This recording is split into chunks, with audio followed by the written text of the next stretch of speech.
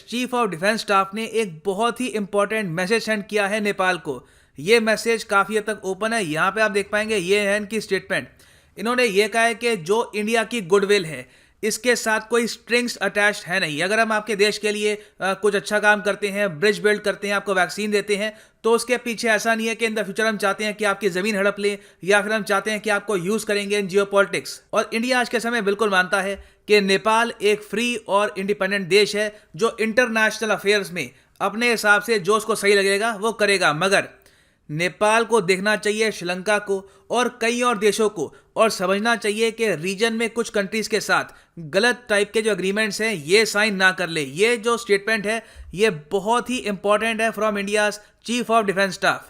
और इसमें प्राइमरली बात करिए श्रीलंका की, क्योंकि श्रीलंका ने चाइना के डेट ट्रैप में आके बहुत ज्यादा चाइना से उधार लेकर एक अपना पोर्ट गवा दिया आने वाले 99 ईयर्स के लिए। ऑफ कोर्स यहाँ पे मैं बात कर रहा हूँ हम्बनटोटा पोर्ट की। और आज भी आप अगर देखो तो श्रीलंका ने बिलियंस का कर्जा ओढ़ रखा है फ्रॉम चाइना। और इतना लोन देखते हुए recently Standard and Poor's, Fitch, Moody's, various rating agencies ने श्रीलंका के जो डेट इंस्ट्रूमेंट्स है, जो इनके बॉन्ड्स हैं, इसकी रेटिंग कर दी है जंग से भी ज्यादा बदतर। तो मतलब कि इन द फ्यूचर श्रीलंका और भी ज्यादा निर्भर हो जाएगा चाइना पर लोन के लिए, क्योंकि अब इनके जो बॉन्ड्स हैं वो कोई परचेज करने नहीं वाला। और इसीलिए श्रीलंका ने मजबूरी में $500 मिलियन का और लोन लिया है फ्रॉम चाइना। और इन द फ्यूचर आप देखेंगे ऐसी बहुत न्यूज आएगी, ये बिलियंस का और लोन लेंगे फ्रॉम चाइना। और ये भी पॉसिबिलिटी है कि अपनी और कोई जो जमीन है ये फिर से लीज पर दे टुवर्ड्स चाइना। ये काफी हद तक इनएविटेबल है। देखना यहाँ पर ये होगा कि ये 2 साल, 3 साल, 5 साल इवेंचुअली कब होगा। तो इंडिया के सीडीएस की जो यहाँ पर एडवाइस है ये बहुत हद तक इंपॉर्टेंट है, क्योंकि आप अगर श्रीलंका और नेपाल को देखें तो काफी हद तक सिमिलर कंट्रीज हैं, ऑल्दो ज्योग्राफिकली कंप्लीटली डिफरेंट है। नेपाल है एक लैंडलॉक्ड देश, श्रीलंका यहाँ पर है एक आइलैंड कंट्री जिसके पास बहुत सारे पोर्ट्स हैं। मगर अब आबादी के हिसाब से देखो, नेपाल की आबादी है 2 करोड़ 80 लाख, श्रीलंका की आबादी है 2 करोड़ 20 लाख। और दोनों ही देश काफी हद तक डेवलपिंग कंट्रीज मानी जाती हैं। Even though human development index के हिसाब से नेपाल की रैंक है 142, वेरा श्रीलंका की रैंक है 72। सो डिस्कस करते हैं शिशु को कि इंडिया को मेन कंसर्न क्या है आज के समय नेपाल और चाइना के रिलेशंस को लेकर, और इसमें नेपाल चाइना का जो डिफेंस पैक्ट है इसका रोल क्या होगा। बहुत कुछ आपको जानने को मिलेगा। बट आगे बढ़ने से पहले क्वेश्चन आपसे पूछूंगा, यहाँ पर जो ये स्टेटमेंट है नेपाल और श्रीलंका से रिलेटेड कि दोनों देश मेंबर्स हैं सार्क के भी और बिम्स्टेक के भी, क्या ये स्टेटमेंट करेक्ट है या फिर इनकरेक्ट, ये आपको बताना है कमेंट सेक्शन में। सही आंसर मैं आपको दूंगा वीडियो के एंड में।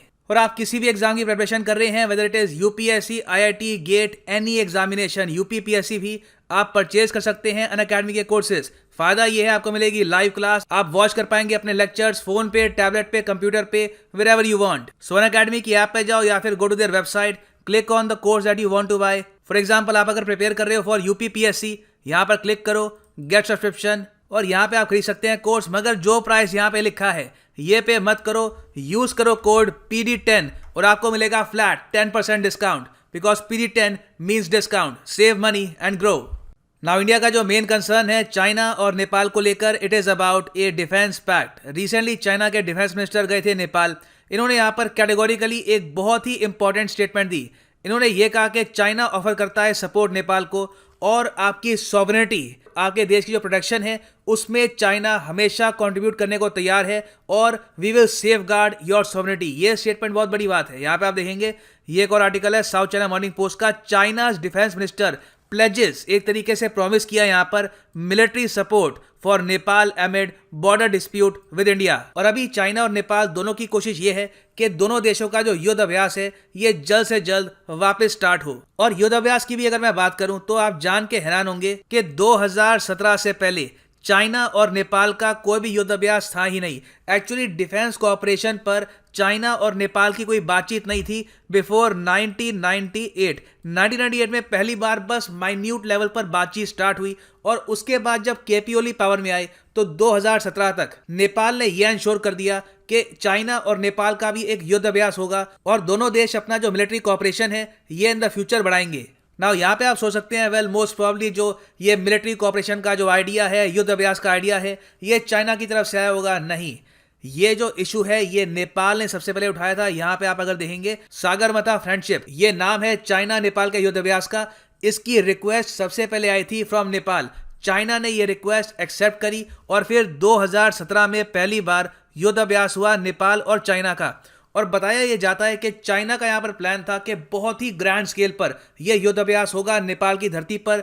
चाइना की मिलिट्री जाएगी नेपाल में, चाइना के कई वॉर प्लेन्स, इनकी मिलिट्री के एलीट कमांडोज यहाँ पर जाएंगे। मगर नेपाल ने इन दी एंड ये कहा कि ठीक है, हम ये जो युद्धाभ्यास है करेंगे, मगर ये काफी छोटे स्केल पर होगा। हम नहीं चाहते यहाँ पर एक ग्रैंड शो हो ऑफ मिलिट्री स्ट्रेंथ। और फिर नेपाल की इस रिक्वेस्ट के बाद जो ये 10 दिन लंबा जो ये युद्धाभ्यास था, ये काफी हद तक स्केल डाउन कर लिया गया। मगर जो चाइना का मीडिया है उन्होंने ओपनली उस वक्त कहा था 2017 में कि इंडिया की वजह से, इंडिया के प्रेशर की वजह से नेपाल ने स्केल डाउन किया है ड्रिल्स को विद चाइना।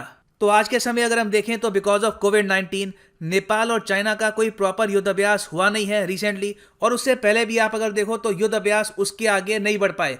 आज के समय चाइना बहुत एक्साइटेड है, उत्सुक दिख रहा है, और वो चाहते हैं कि नेपाल की आर्मी चाइना में जाए और फिर से चाइना की आर्मी नेपाल में जाए युद्धाभ्यास के लिए। अब यहाँ पे आप पूछ सकते हैं, ऑल राइट, सो मिलिट्री एक्सरसाइज तो हम भी करते हैं विद यूएस, उल्टा हम चाइना के साथ भी करते हैं। तो सो मिलिट्री एक्सरसाइज को लेकर यहाँ पे मेन इशू क्या है?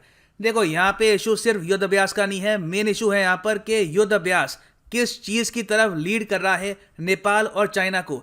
क्योंकि आज के समय बात यह चल रही है कि इन द फ्यूचर नेपाल और चाइना साइन कर सकते हैं एक सिक्योरिटी पैक्ट। सिक्योरिटी पैक्ट का मतलब यहाँ पर यही होगा कि नेपाल की सॉवरेनिटी पर कोई खतरा आता है तो इमीडिएटली चाइनीज मिलिट्री बाउंड होगी बाय अ डॉक्यूमेंट कि वो नेपाल की प्रोटेक्शन के लिए आए। और यहाँ पे हमको समझना होगा कि नेपाल इंडिया का जो लैंड है काला पानी का, वहां पर दावा भी ठोकता है। तो इस वजह से इन फ्यूचर जो ये सिक्योरिटी पैक्ट है जिस पर अभी बातचीत हो रही है, इस पर अभी बस इनफॉर्मल डिस्कशंस हुए हैं, ये कॉम्प्लिकेट कर सकता है इंडिया और नेपाल रिलेशंस को। और यहाँ पर मैं एक और बात ऐड कर दूं कि ऐसा नहीं है कि प्रोस्पेक्ट है कि सीधा अगले साल ही नेपाल और चाइना साइन करेंगे एक सिक्योरिटी पैक्ट। मोस्ट प्रॉब्ली इसमें अभी टाइम लगेगा, 3 से लेकर 4 साल इसमें लग सकते हैं। अभी के लिए नेपाल और चाइना ये चाहेंगे कि जल्द से जल्द ये बनाए एक bilateral consultative group on security issues for military exchange programme. इस टाइप का सेटअप नेपाल और इंडिया के बीच में भी है, और ऐसा ही सेटअप नेपाल चाहता है कि इनका बन जाए विद चाइना। इससे एक ग्राउंड वर्क तैयार हो जाएगा जिससे इन द फ्यूचर नेपाल और चाइना साइन कर सकते हैं एक सिक्योरिटी पैक्ट। और रिसेंटली एक और काफी इंटरेस्टिंग डेवलपमेंट हुई है जिससे साफ संकेत मिलता है कि in the long run Nepal China की तरफ झुकेगा in the Indo China रेवलरी। Nepal के बहुत सारे पॉलिसी मेकर्स, इनके जो मेंबर ऑफ पार्लियामेंट्स हैं, जो इनके ऑफिशियल्स हैं, ये रिसेंटली गए हैं चाइना में 13 दिन की ट्रेनिंग के लिए for the Chinese navigation system BeiDou. Nepal कहीं से भी इंटरेस्टेड नहीं है इंडिया का नाविक यूज करने में, इन्होंने कोई इंटरेस्ट नहीं दिखाया, ना कोई स्टेटमेंट आई इसको लेकर। मगर जो चाइना का बाइडू सिस्टम है, जो नाविक का आप कह सकते हैं कंपैरेटर है इन द रीजन, इसको लेकर नेपाल काफी इंटरेस्टेड है। और ये इन द फ्यूचर हो सकता है कि बाइडू को एक्सटेंसिवली यूज करें अपने गवर्नमेंट रिलेटेड प्रोजेक्ट्स में। यहाँ पे आप देखेंगे आर्टिकल है, Nepal attends training programme of Chinese navigation system BeiDou इन बीजिंग ऑन स्पेशल इन्विटेशन। और फाइनल क्वेश्चन यहाँ पे आ सकता है कि नेपाल चाइना की तरफ क्यों झुकेगा, ये क्यों साइन करेंगे in the future defence agreement, ये नाविक की जगह बाइडू को एक्सटेंसिवली यूज क्यों करेंगे? वेल, इसका सिंपल आंसर है चाइनीज फाइनेंसिंग। आपको देखना होगा कि ह्यूमन डेवलपमेंट इंडेक्स में नेपाल काफी पीछे है कंपेयर टू श्रीलंका। और जो यहाँ पर गवर्नमेंट है, कम्युनिस्ट गवर्नमेंट, ये रिसेंटली पावर में आई है कॉन्स्टिट्यूशनल मोनार्की को खत्म करके, तो इन पे आज के समय प्रेशर है परफॉर्म करने का। इन्हें लोगों का जो स्टैंडर्ड ऑफ लिविंग है ये इंप्रूव करना होगा if they want to remain in power. और ये सब वो कर पाएंगे सिर्फ और सिर्फ चाइनीज ह्यूज फाइनेंसिंग के साथ। और इसीलिए सीडीएस ने यहाँ पर स्टेटमेंट दी है कि इन द लॉन्ग रन जो रिसेंटली हुआ है श्रीलंका के साथ, इस एपिसोड से सीखो एंड साइन एग्रीमेंट्स वाइजली।